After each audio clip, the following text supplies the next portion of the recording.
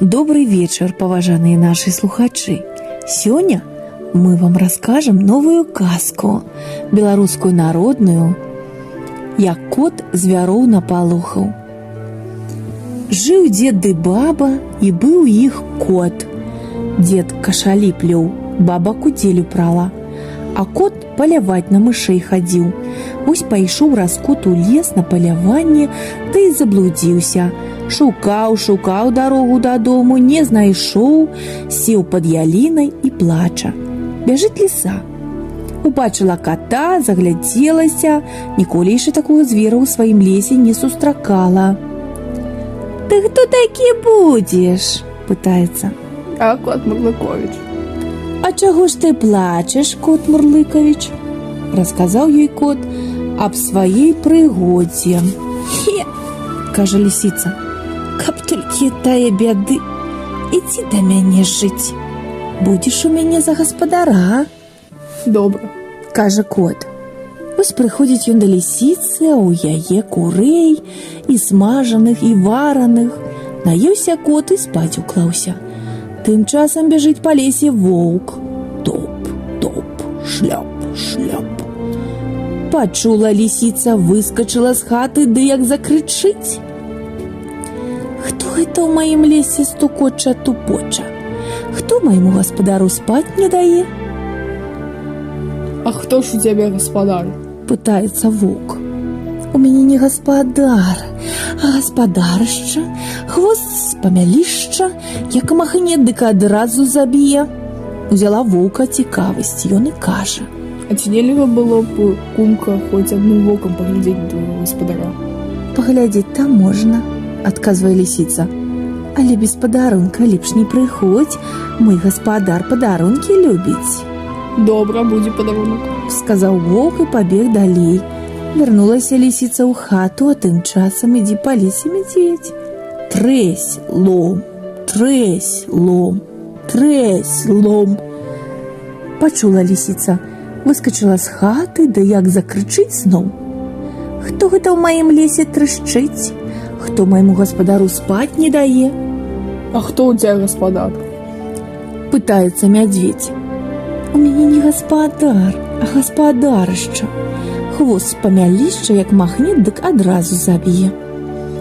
І мядзведзя ўзяла цікавасць, які такі гаспадар у лісіцы, што хвастом усіх забівае. Вось ён і кажа. «А ці нельга было б, лісічка-сястрычка, хоць паглядзець на твайго гаспадара?» «Паглядзець можна, – кажа лісіца. Толькі без падарунка не прыходзь.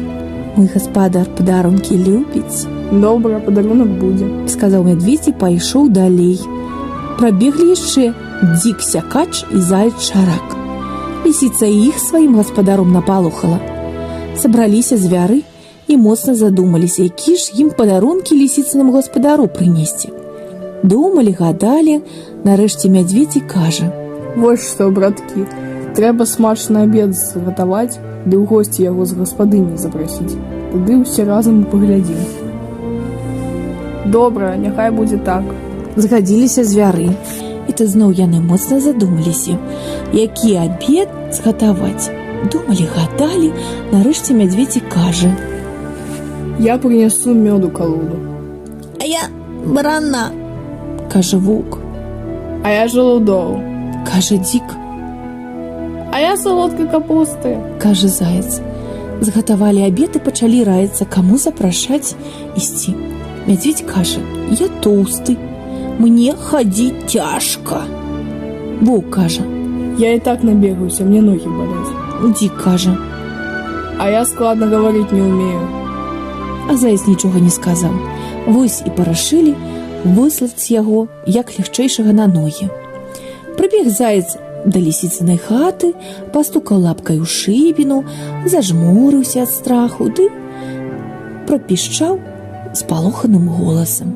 «Дзень добры вам, шаноўныя гаспадары! Прасілі мядзведзь, воўк і дзік, каб вы ласкавыя былі, да іх у госці прыйшлі». Сказаў так адным духам, ды ходу назад. Падрыхтаваліся звяры гасцей сустракаць. Сядзяць ля багатага стала, чакаюць, аб лісіцыным гаспадару разважаюць. Вось заяц і кажа: Не, браткі, сядзець так боязна. Хто яго ведае, які там гаспадар у лісіцы? А што, калі ён абеду нашага не упадабае, ды ўсіх нас хвастом пазабівае? Давайте лепш схаваемся і спярша здалёк на яго паглядзім. Згадзіліся звяры з мудрай зайцавай парадай ды пачалі хавацца.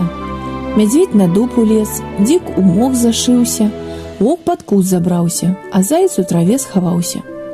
Тым часам узяла лісіца пад руку свайго гаспадара, і пайшлі яны ў госці.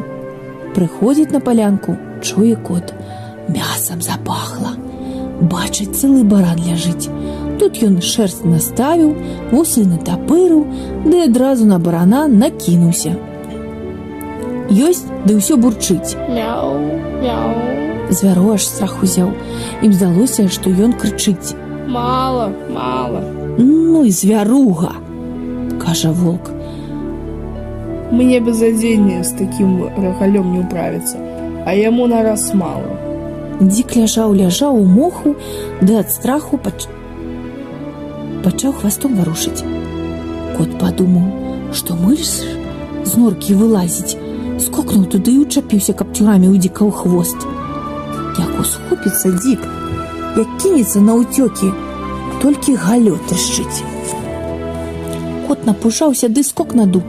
Ну, думае мядзведь. гэта ён мяне ўбачыў. Трэба ратавацца, пакуль не позна. Грынуўся мядзведь з дуба проста на куст, пад якім воўк сядзеў, а таму здалося, што гэта сам лісіцын гаспадар на яго напаў. Усхапіўся воўк, ды ходу далей ад бяды, а мядзведь за ім трэсь лом. Уцякалі яны так, што заяц іх ледзьве праз гадзіну дагнаў і кажа: Каб не паслухалі мяне, ды не схаваліся.